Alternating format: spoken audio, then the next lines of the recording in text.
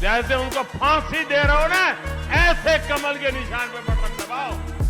सांप्रदायिक तत्वों ने भाई ईश्वर साहू के बेटे भुवनेश्वर को लॉन्च कर मार डाला। एक लव जिहाद का केंद्र बना।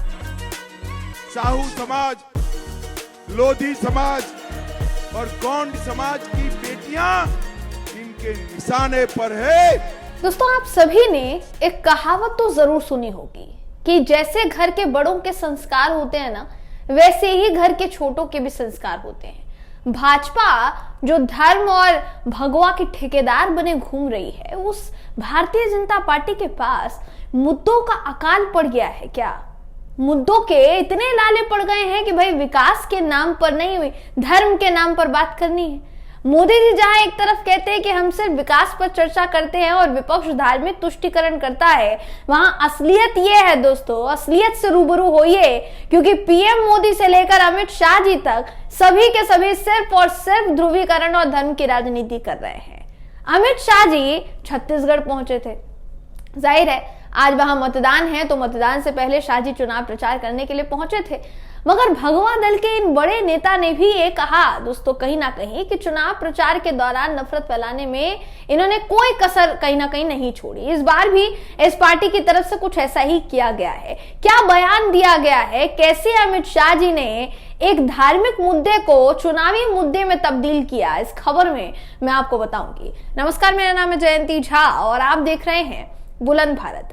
बिना इधर उधर की बात किए सबसे पहले आपको सुनाते हैं कि देश के गृह मंत्री अमित शाह ने धर्म की आड़ में क्या कहा है, किस तरह से उन्होंने हिंदुओं के वोट पाने के लिए लव जिहाद को मुद्दा बना लिया। दोस्तों, जिनको आप सुनेंगे ना तो आपको भाजपा के छुटभइये नेता नहीं, बल्कि आपको लगेगा कि भाई ये तो गृह मंत्री हैं, ये छुटभइये नेता नहीं है भाजपा के। आपको सुनाते हैं कि अमित शाह ने क्या कुछ कहा है। वीडियो दिखाते हैं आपको, वीडियो देखिए। माताओं, भाई और बहनों, ये भूपेश कक्का के राज में बेमेतरा एक लव जिहाद का केंद्र बना। साहू समाज, लोधी समाज और गोंड समाज की बेटियां इनके निशाने पर है और सरकार कुंभकर्ण की नींद सो रही है। छत्तीसगढ़ में भूपेश कक्का की जो सरकार है, बीरनपुर में सांप्रदायिक तत्वों ने भाई ईश्वर साहू के बेटे भुवनेश्वर को लॉन्च कर मार डाला। अमित शाह ने अपने बयान में कहा कि भूपेश कक्का के राज में बेमेतरा लव जिहाद का एक केंद्र बन गया था। साहू समाज, लोधी समाज, गोंड समाज की बेटियां इनके निशाने पर हैं। मगर भूपेश सरकार कुंभकर्ण की नींद सो रहे हैं। उनको सिर्फ आप और आपका वोट ही जगा सकता है। बीजेपी की सरकार आएगी तो ऐसा नहीं होगा। क्या आपको वाकई में लगता है दोस्तों ऐसा नहीं होगा? ये कह रहे हैं देश के गृह मंत्री, बयान दे रहे हैं देश के गृह मंत्री।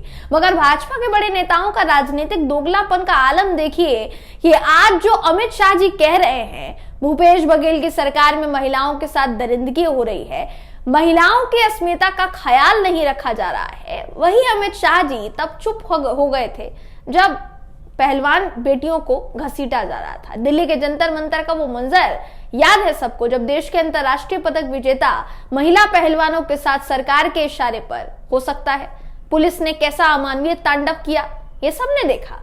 देश में लोकतंत्र को मजबूत करने की दुहाई देने वाली भाजपा ने दोस्तों किस तरीके से फौजी बूटों के सहारे एक लोकतांत्रिक धरने को खत्म किया, ये सबने देखा।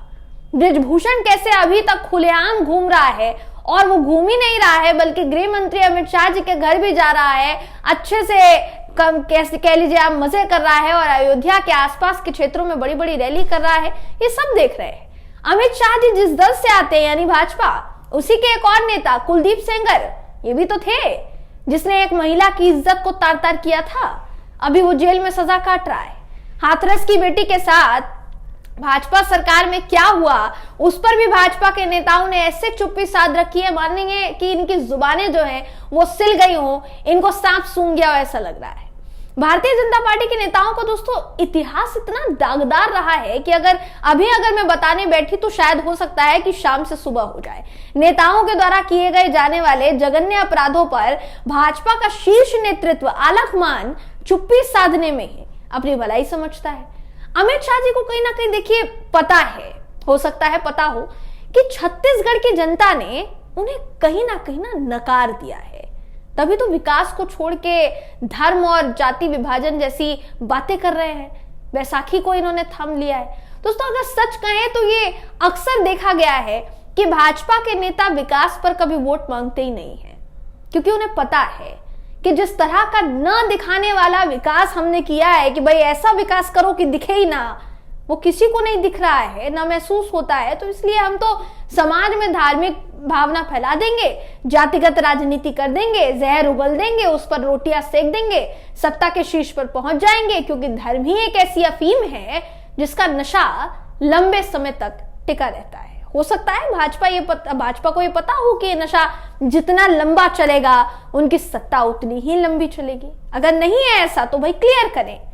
अब छोटे मियां बड़े मियां सुभान अल्लाह।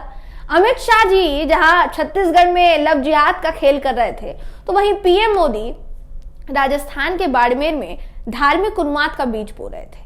पीएम मोदी को पता है दोस्तों कि जनता को विकास कितना ही दे दो वो भूल जाएगी, मगर अगर राष्ट्रवाद का टॉनिक दिया जाए तो लंबे समय तक चलेगा नहीं। इसलिए तो पीएम मोदी ने राजस्थान के बाड़मेर में जो कहा उसे ध्यान से सुनना चाहिए और फैसला लेना चाहिए कि कितना न्याय संगत है कि देश का मुखिया, देश के प्रधानमंत्री अपने चुनाव प्रचार में ऐसी बातें करे जिससे धर्म के नाम पर लोगों में एक दूसरे के लिए नफरत जो है पैदा हो जाए। पीएम मोदी कहते हैं दोस्तों कि जिस तरह से परिवार की माताएं बहनें दिवाली की सफाई करती हैं तो घर का कोना कोना साफ करके गंदगी साफ कर देती है, उसी तरह से हमको अब कांग्रेस को साफ करना है। बोलो करोगे ना? प्रधानमंत्री मोदी के हाँ में हाँ मिलाते हुए सामने लोग मोदी के नारे लगाने लगते हैं। मोदी जी ने कहा आगे कि कमल का बटन ऐसे दबाना है जैसे तुम भ्रष्टाचारियों और लुटेरों को फांसी दे रहे हो। कमल के निशान पर ऐसे बटन दबाओ कि उनको सजा पक्की हो जाए। जैसे उनको फांसी दे रहे हो ना, ऐसे कमल के निशान पे बटन दबाओ। फांसी दे रहे हो, हैंग। पीएम नरेंद्र मोदी ने कहा कि भ्रष्टाचार की जांच हो रही है तो मुझे कोसा जा रहा है। मोदी जी आगे कहते हैं कि ये लोग मुझे कितनी ही गालियां क्यों ना दे दें, कार्यवाही तो ऐसे ही होती रहेगी। जिसने जितना लूटा है लौटाना तो पड़ेगा और जेल भी जाना पड़ेगा। मोदी जी जो कहते हैं, मोदी जो कहता है वो करता है, ये मोदी की गारंटी है। पीएम जिस तरीके की भाषा का इस्तेमाल कर रहे हैं दोस्तों, वो किसी भी हालत में एक राजनीतिक संसदीय भाषा तो नहीं हो सकती। पीएम मोदी की भाषा समाज में उन्माद फैलाने वाली कही जा सकती है, नफरत फैलाने वाली, जहर फैलाने वाली। भाजपा का विकास कितना ताकतवर है उसकी पोल हर चुनावी प्रचार के दौरान खुलती है, चाहे फिर वो किसी भी राज्य का हो, क्योंकि विकास करने वाले दल जो है दोस्तों धर्म का झंडा बुलंद नहीं करते। विकास अगर आपने किया है तो फिर आपको बताने की जरूरत नहीं है कि विकास आपने किया है। आपको किसी और मुद्दे को बीच में लाने की जरूरत नहीं पड़ेगी कि भाई विकास तो किया नहीं है तो गिनाएंगे क्या। तो ऐसा करते हैं, धर्म का नाम ले लेते हैं, तुष्टीकरण की राजनीति कर लेते हैं, फांसी जैसे शब्दों का इस्तेमाल कर देते हैं, जबकि आज तक के रिकॉर्ड में शायद ही ऐसा पहले कभी हुआ होगा दोस्तों कि किसी देश के प्रधानमंत्री ने इस तरीके की गैर जिम्मेदाराना भाषा का इस्तेमाल किया हो। ये गैर जिम्मेदाराना भाषा है, इसको आप कहां से जिम्मेदार भाषा कहेंगे भाई? कोई भी प्रधानमंत्री आज तक आपको ये बोलता हुआ दिखा है कि विपक्ष को वोट, पहली बात तो दो मत, और अगर वोट दे रहे हो तो ऐसे बटन दबाओ जैसे फांसी पर उसको चढ़ा रहे हो। आपको याद होगा कुछ ऐसा ही बटन दबाने वाला भाषण जो है ना, इन्हीं के पार्टी के नेता ने दिया था। उन्होंने क्या कहा था? बटन ऐसा दबाना कि करंट सीधा जाकर शाहीन बाग में लगे। किसने कहा था? याद होगा दोस्तों आपको, मैं उम्मीद करती हूँ कमेंट के जरिए मुझे जरूर बताइएगा। उम्मीद करती हूँ मैं कि आपको याद होगा, और सारी चीजें याद होनी भी चाहिए। जब तमाम नेतागण जनता का एक एक वोट याद रखते हैं कि किसको किसने वोट दिया, जबकि वो उनका खुद का अधिकार है, वो लोकतांत्रिक अधिकार है जनता किसको वोट देगी किसको नहीं।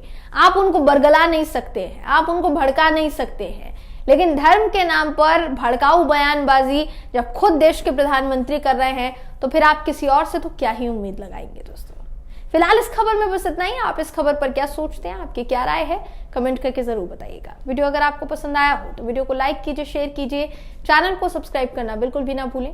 फिर मुलाकात होगी आपसे अगले वीडियो में, तब तक के लिए नमस्कार।